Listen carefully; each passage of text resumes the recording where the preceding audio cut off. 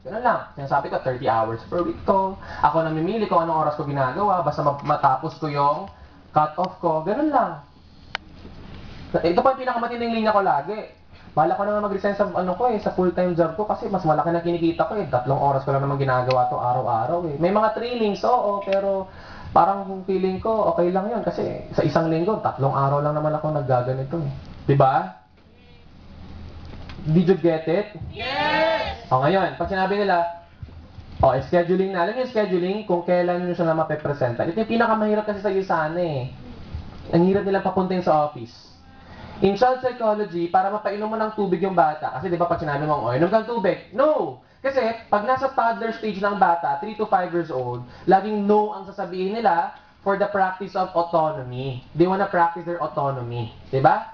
So ang gagawin mo naman, parang child psychology din, bibigyan mo siya ng 2 options.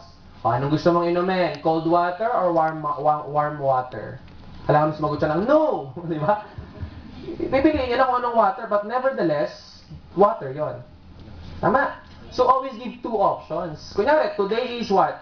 Wednesday? Tuesday? Di ba? Kunyari, Tuesday, kasi empleyado, hindi ko namang oras eh. Sabihin, coach, cut off na bukas. Cut off na pala. Kala ko kahapon, tapos na ako kahapon eh. Okay, pag sinabi mong Tuesday ngayon, tama? Nag-invite ka mamaya. Ang bigay mong option is tomorrow or the next day after tomorrow. 2 options. Hindi yung, anong gusto mo? October 3, October 4. Paano ka makakahit ng PPS kung tagal-tagal ng options mo, tama? Tapos pag sinabi niya naman specifically, okay, Thursday pwede na ako. AM or PM? Ginagawa mong formal yung presentation. Para isipin niya, it's something na formal. AM or PM? PM. Meron kami 5 to 7 or 7 to 9. Pero dapat, alam mo yung schedule na hindi yung nagbibigay ka ng mga schedule na imposible sa kanya kasi magagalit ka pag hindi niya na kukuha yung schedule. Dapat naintindihan mo. Nakukuha niyo po ba yung gist ng pinagsasabi ko? Yes. That is scheduling. Okay, next. And of course, number 3, kidnap approach. Take note hindi po lahat ng kidnap approach is successful. Kasi depende yan kung paano mo siya ginawa. Pag ako kinidnap, kunyari sinabi niya magkakape lang tayo, catch up, bilang prinsesa ng sana, I would feel offended kasi it's out of my free will. Tama? As a human person, ayaw ng tao na niluloko siya. Tama? So what would you do? Ganito po, ang kidnap, it's like talking to him online pero in person. Fino-form mo rin siya, nagbabang formula ka rin, pero one-on-one. In short, totoo naman na magkakape lang kayo. Nag-uusap nga kayo eh.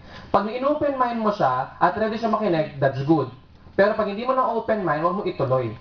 Kasi, meron dito, nagpe-present yung mga tao, mai-push lang, napapagod yung nagpe-present, pero hindi naman talaga nakikinig yung nakidnap. Nag-uubos lang ng oras parehong party. Tama? So, huwag mong pe-presentan pag hindi mo na-form. Parang sa online din, hindi rin agad-agad mai-invite siya kung hindi siya na-curious. Kung na-curious siya, good. Pero ang kidnap is still a process. Hindi yan yung, parang, kape tayo, pag upo niya ganyan, ito pala yung mentor ko, makinig ka mabuti sa kanya. Makikinig ba yun? Hindi, no? Focus siya kung ano to. Scam ba to? Nakidnap ba ako? Uuwi ba ako ng buhay? Ganun ang mga iniisip niya eh. Tama? Okay, next. Meron din tayong tinatawag na third-party approach. Simple lang naman yung third-party approach. Ang ibig sabihin ng third-party approach, kunyari, ganito. Yan, anong background mo? Accountant. Yan taon ka na? 31 ka na? Okay lang, akyat ka sa stage na. Papakita ko lang yung si Yam na 31 years old. Kung maniniwala kayong 31 years old. Ayan. Hello po. Mukha ba 31? Yes. Okay. Ayan, hello. Musta? Kailan ka nag-join sa iyo sana? May 30. 2000. This year. Okay. Ganito ang third-party approach. Kunyari si Yam, kaklase ng kapatid ko nung college. In short, hindi kami warm market, kundi lukewarm. Nakuha? Ibig sabihin ng lukewarm, hindi ko naman siya cold kasi nakikita ko to sa campus at nakapag-usap na kami. Pero hindi na kami close na close. In short, sakto lang, lukewarm. Okay? So, kunyari, may kilala ka ba na nasa 30 years old, tas marami ng experience sa employment, tas accountant. May kilala ka bang ganon? Marami. Okay. So, tingin mo ba, pwede ka ba mag-endorse sa akin? Kasi nangangailangan kami sa company ngayon eh. Sure. Okay. Actually, mali yung mga sagot ni Yam, Bakit? Ang reflex kasi, joke lang Ang reflex kasi natin, ang sasabihin ni Yam, ako hindi ba ako pwede dyan? Kasi siya yun eh. Tama? Oo, marami. Sure. Tama? Okay, upo ka na Yam. 31 ka na? Grabe, no? Baseline mo 12. So, nakuha po ba yung point natin? Ibig sabihin, market mo siya, pero ayaw mo iparamdam na nangangailangan ka sa kanya. Okay? Ako, hindi ba pwede dyan? Ganun yun. Manhid lang yung, kunyari, yan, meron ka bang kilala? Wala. Hindi yung ano, yung alam mo yung 30 years old, babae. Gusto nga ng company namin yung mga balingkinitan eh. Wala talaga, wala. Wala naman sigurong ganun, ano? Next. Okay.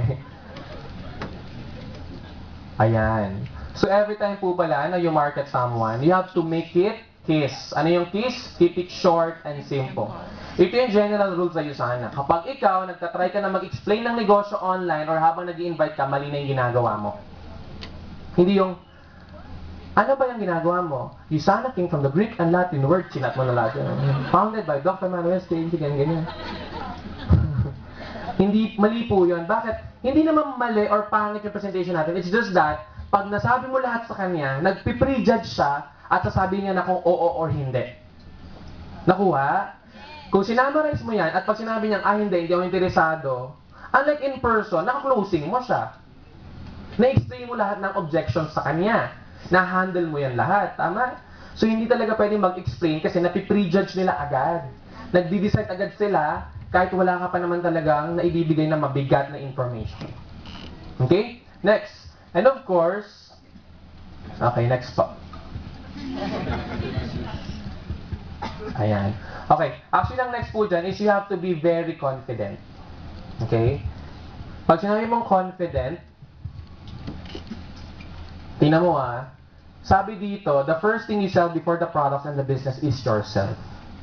In short, kahit anong galing pa ng company natin, kahit anong ganda ng products niya, kahit anong ganda ng compensation plan, ikaw yung unang nakikita ng tao. Kasi, actually, binibenta mo yung sarili mo. Kasi nga, pag pumanok siya sa'yo, di-upline ka niya. Pag ikaw mismo, hindi mo kang nag-pay-in sa sarili, hindi siya mag-pay-in sa'yo. Tama? So, ang tanong dyan, napapay-in mo na ba ang sarili mo? Tama? Napapay-in ko na ba yung sarili ko? O kaya ganitong tanong, pag ako ba yung upline ko, matutuwa ba ako? Para mag-improve ka? So you have to be very confident kasi yung minsan kahit mahihayin ka, pag sinabi mong business, business. Iwalay mo yung personality mo. Pag sinabi mong conviction, yung conviction na mapaparamdam mo sa tao, sa guest mo, na yayaman tayo dito kasi naniniwala ka sa ginagawa mo. Hindi yung ikaw yung unang dumating yung guest mo, coach, andyan na yung guest ko, andyan na yung guest ko. Tapos nung nandyan na siya, uy, pasensya ka na kasi kailangan ko talagang gawin to. Hindi, kamaya mo siya, oy, lo, musta? Oh, di ba? Ito yung nasabi ko sa'yo online. Halika dito, papakilala kita. Ganon, hindi yung, uy, okay lang ba? Pasok tayo sa elevator, 24, okay lang. Uy, friend, 24 tayo, okay lang, pipindutin ko na. Lalabas tayo, uy, friend, huwag kang magugulat, daming tao dito eh. Tapos andyan na yung Yusana, narinig mo na ba? Sabi ko na, narinig mo na to eh. Hindi, huwag kang mag-assume.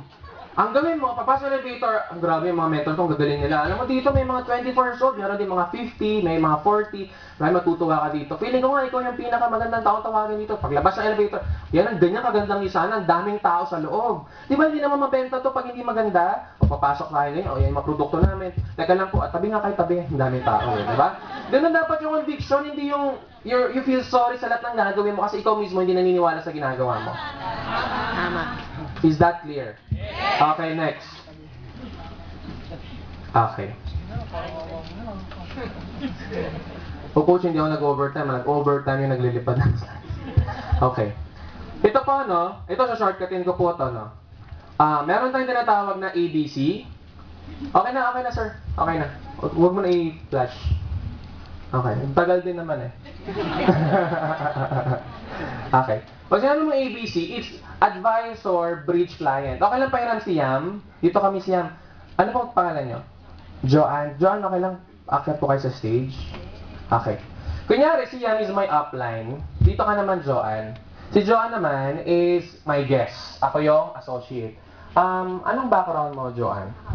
Accountant ka din, so you know each other. I'm sure may na-recruit sa inyong dalawa. Sino yun? Sino yung upline? Ikaw. Conviction natin. Ako dapat. Joke lang. Kunyari, guest ko to, no? Tingnan mo, Kunyari, ito yung consul or ambassador ng Malaysia. Okay, presidente ng Malaysia. Tapos kami naman, hindi namin siya kilala. Tama? Pag pumasok yan dito, hindi namin binibigyan ng importance kasi we don't know in the first place kung sino siya. Pwede namin baliwalain, pwede nga matapilok yan. Oh, tingnan mo kasi yung dinadaanan mo. Ganon. Pero kunyari, ako naman yung messenger of the gods ng Malaysia. Ibig sabihin, ako yung nagpapakilala sa ambassador ng Malaysia. Ibig sabihin ganito yan. Miss Joanne, actually dadaan dito yung presidente ng Malaysia. Okay lang ba? Proper decorum kasi according to our law, Malaysian, blah, blah, blah.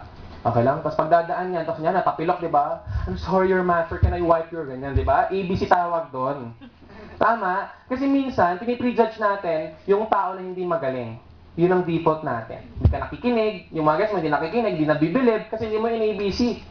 Ibig sabihin ng ABC is advisor, bridge, client. So ikaw pinaka-importante doon, you are the bridge. Pag hindi nakikinig yung guest, kasalanan mo yun kasi hindi mo bridge ng maayos. Pero dapat, discreet, hindi yung, coach, na ABC na kita. Okay na, ABC na, ganon. Actually, ang senyas namin dyan, ganito.